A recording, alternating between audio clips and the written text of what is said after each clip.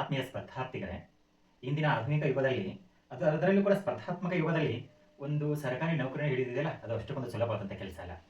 ಅದರಲ್ಲಿ ಕೂಡ ಯಾಕಂತಂದ್ರೆ ಆ, ಪರೀಕ್ಷೆಗಳಲ್ಲಿ ಕೇಳುವಂಥ ಪ್ರಶ್ನೆಗಳಿರ್ತಾವಲ್ಲ, ಯಾವ ಮೂಲದಿಂದ ಬಂದಿದಾವ ಅಂತ ಹೇಳಿ ನಾವು ಅಧ್ಯಯನ ಮಾಡಬೇಕಾದ್ರೆ ಹಲವಾರು ಸಮಯ ತೆಗೆದುಕೊಳ್ಳುತ್ತೆ.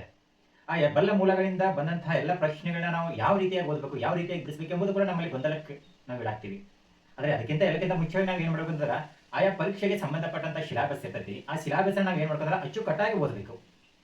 ಅಂದಾಗ ನಾವು ಏನಾಗ್ತೀವಿ ಅಂತಂದ್ರೆ ಪರೀಕ್ಷೆಯಲ್ಲಿ ಯಶಸ್ಸು ಸಾಧಿಸ್ತೀವಿ. ಬರೀ ಕೇವಲ ಓದ್ಕೊಂತ ಹೋಗೋದಲ್ಲ, ಈ ಓದಿನ ಜೊತೆಗೆ ಓದನ್ನ ಸರಳೀಕರಣಗೊಳಿಸಬೇಕು. ಸರಳೀಕರಣಗೊಳಿಸಬೇಕಾದ್ರೆ ಏನ್ ಮಾಡ್ಬೇಕಂತಂದ್ರೆ ನಮ್ಮ ಆ ಓದಿನಲ್ಲಿ ಸೂತ್ರಗಳನ್ನ ನಾವು ಏನ್ ಮಾಡ್ಕೊಂಡ್ರೆ ಮೆನ್ಷನ್ ಮಾಡ್ಬೇಕಾಗ್ತೈತಿ. ಹಂಗಾದ್ರೆ ಯಾವ ರೀತಿ ಸೂತ್ರ ಮಾಡ್ಕೋಬಹುದು ಸರ? ಎಕ್ಸಾಂಪಲ್ ನಾನು ಹೇಳ್ತೀನಿ. ಬಾಬರ್ ಗೊತ್ತಲ್ಲ ಎಲ್ಲರಿಗೂ, ಮೊಘಲ್ ಸಾಮ್ರಾಜ್ಯದ ಸ್ಥಾಪಕನಾದಂತಹ ಬಾಬರ್.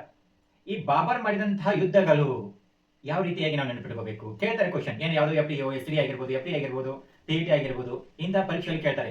ಈ ಕೆಳಗಿನ ಯಾವ ಯುದ್ಧವು ಬಾಬರ್ಗೆ ಸಂಬಂಧಪಟ್ಟಿದ್ದಲ್ಲ ಅಂತ ಹೇಳಿ ಕೇಳ್ತಾರೆ. ಅವಾಗ ಬಾಬರ್ ಮಾಡಿದಂತಹ ಪ್ರಮುಖ 4 ಯುದ್ಧಗಳು ನಮಗೆ ನೆನಪಿಗೆ ಬಂದ್ರೆ ನಾವು ಏನ ಮಾಡ್ತೀವಿ ಅಂದ್ರೆ ಪರೀಕ್ಷೆಯಲ್ಲಿ ಸುಲಭವಾಗಿ ಯಶಸ್ಸನ್ನ ಸಾಧಿಸ್ತೀವಿ. ಹಾಗಾದ್ರೆ ಏನಂತ ನೆನಪಿಟ್ಕೋಬಹುದು? ಬಾಬರ್ನ ಯುದ್ಧಗಳನ್ನ ಪಾಕ ಚಂದ್ರ ಅಂತ ಹೇಳಿ ನೆನಪಿಟ್ಕೋಬೇಕು. ಏನ್ ನೆನಪಿಡ್ಬೇಕು?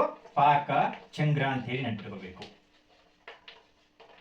ಚಂದ್ರ ಏನು? ಪ ಅಂದ್ರೆ ಪಾನಿಪತ್ ಕದನ, ಕ ಅಂದ್ರೆ ಕನ್ವ ಕದನ, ಚ ಅಂದ್ರ ಚಂದೇರಿ ಕದನ, ಆಮೇಲೆ ಘ ಅಂದ್ರ ಘಾಗ್ರ ಕದನ.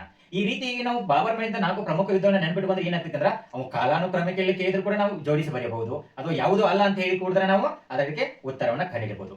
ಹೀಗೆ ಪ್ರತಿ ವಿಷಯಕ್ಕೂ ಕೂಡ ನಾವು ಸೂತ್ರಗಳನ್ನ ಮಾಡ್ಕೊಂತ ಹೋದ್ರೆ ಏನಾಗ್ತದೆ ಅಂತಂದ್ರ ಪಾಠ ಸರಳೀಕರಣಗೊಳ್ತತಿ. ಹಾಗೆ ಇನ್ನೊಂದು ಸೂತ್ರ ಏನಂತಂದ್ರ ಪೆಕ್ರ ಅಂತ ಹೇಳಿ ನೆನಪಿಟ್ಕೋಬಹುದು. ಪೆಕ್ರ ಏನ್ರಿ ಪೆಕ್ರ ಅಂದ್ರೆ? ಪೆಕ್ರ ಎಂಬುದು ವಿಶ್ವಸಂಸ್ಥೆಯ ಭದ್ರತಾ ಮಂಡಳಿಯ ಕಾಯಂ ಸದಸ್ಯ ರಾಷ್ಟ್ರಗಳು. ಎಷ್ಟಿದಾವ? 5 ಇದಾವ. ಎಫ್ ಅಂದ್ರೆ ಏನು? ಫ್ರಾನ್ಸ್ ಎಂದರ್ಥ. ಎಫ್ ಅಂದ್ರೆ ಫ್ರಾನ್ಸ್. ಇ ಅಂದ್ರೆ ಏನು? ಇಂಗ್ಲೆಂಡ್. ಸಿ ಅಂದ್ರೆ ಚೀನಾ. ಆರ್ ಅಂದ್ರೆ ರಷ್ಯಾ. ಎ ಅಂದ್ರೆ ಅಮೆರಿಕಾ. ಹೀಗೆ ಪ್ರತಿಯೊಂದು ಪಾಠಕ್ಕೂ ಕೂಡ ಆಯಾ ವಿಷಯಕ್ಕೆ ಸಂಬಂಧಪಟ್ಟಂತೆ ಸೂತ್ರಗಳ ಮೂಲಕ ನಾವು ಓದುತ್ತಾ ಹೋದರೆ, ಕಲಿಯುತ್ತಾ ಹೋದರೆ ಪರೀಕ್ಷೆಯನ್ನು ಅತ್ಯಂತ ಸುಲಭವಾಗಿ ಎದುರಿಸಿಕೊಳ್ಳಬಹುದು. ನಾವು ಸಿಲೆಬಸ್ ದೊಡ್ಡದಿದೆ ಅಂತ ಹೇಳಿ ಭಯ ಪಟ್ಕೊಂಡ್ಕೊಂಡಿರೋದಲ್ಲ. ಯಾಕಂತಂದ್ರೆ ಈ ಜ್ಞಾನ ಜಗತ್ತು ಸ್ಪರ್ಧಾತ್ಮಕ ಯುಗ ಎಂಬುದಿದೆಯಲ್ಲ, ಇದೊಂದು ಸಮುದ್ರ ಅಥವಾ ಸಾಗರ ಇದ್ದಂತೆ. ಆ ಸಾಗರದಲ್ಲಿ ಲಕ್ಷಾಂತರ ಜಲಚರ ಪ್ರಾಣಿಗಳಿರ್ತವೆ. ಆ ಲಕ್ಷಾಂತರ ಜಲಚರ ಪ್ರಾಣಿಗಳಿಗೆ ನಾವು ಅತ್ಯಂತ ತಿಮಿಂಗಲ ಅಂತಲ್ಲ, ನೀಲಿ ತಿಮಿಂಗಲ, ಆ ತೆರನಾಗಿ ನಾವು ಹೊರಹೊಮ್ಮಬೇಕಾದ್ರೆ ಅಂತಹ ಶಕ್ತಿಯನ್ನು ನಾವು ಪಡ್ಕೋಬೇಕು. ಅಂದ್ರೆ ಅಂತಹ ಜ್ಞಾನವನ್ನ ನಾವು ಗಳಿಸ್ಕೋಬೇಕಾಗ್ತತಿ. ಅಂತಹ ಜ್ಞಾನ ಗಳಿಸ್ಕೋಬೇಕಾದ್ರೆ ಏನ್ ಮಾಡ್ಬೇಕಾದ್ರೆ ಓದನ್ನ ಸರಳೀಕರಣಗೊಳಿಸ್ಕೋಬೇಕು.